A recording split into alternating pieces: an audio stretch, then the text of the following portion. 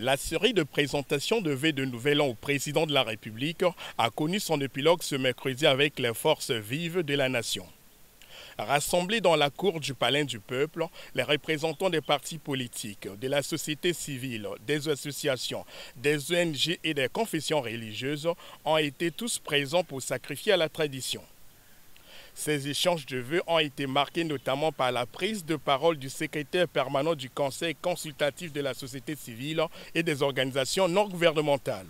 Dans son propos, Germain Sefa Sewangui, se référant au message du président de la République du 17 décembre dernier sur l'état de la nation, a salué les efforts consentis par le gouvernement dans la signature de l'accord entre le Congo et le Fonds monétaire international le 11 juillet 2019.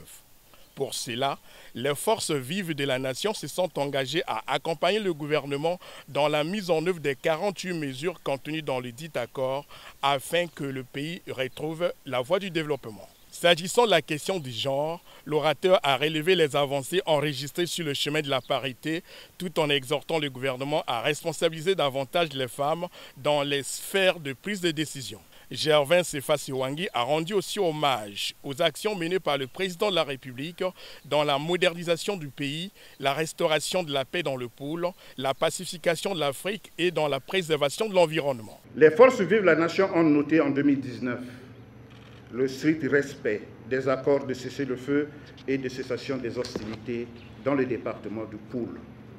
La paix dans cette partie du pays est devenue une réalité incontestable. C'est le lieu de partager à votre sujet, Excellence, ce constat d'un philosophe contemporain, je cite. « Ne vivre que pour soi, c'est vivre à moitié.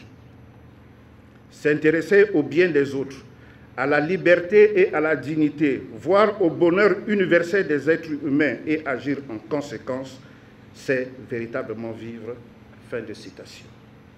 Il faut bien dans la société ce genre d'hommes, incompris généralement, qui ne vivent pas pour eux-mêmes, pas seulement pour leur pays, leur région, leur continent, mais se préoccupent finalement de tous les cas d'injustice, de désarticulation sociale et des dangers qui menacent le bien-être des êtres humains et trouvent le temps et de l'énergie pour cela.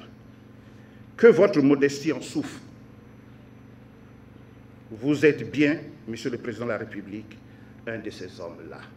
Les forces vives de la nation ont salué par la même occasion le combat que mène la première dame du Congo, Antoinette Sassou Nguesso, dans la lutte contre la drépanocytose.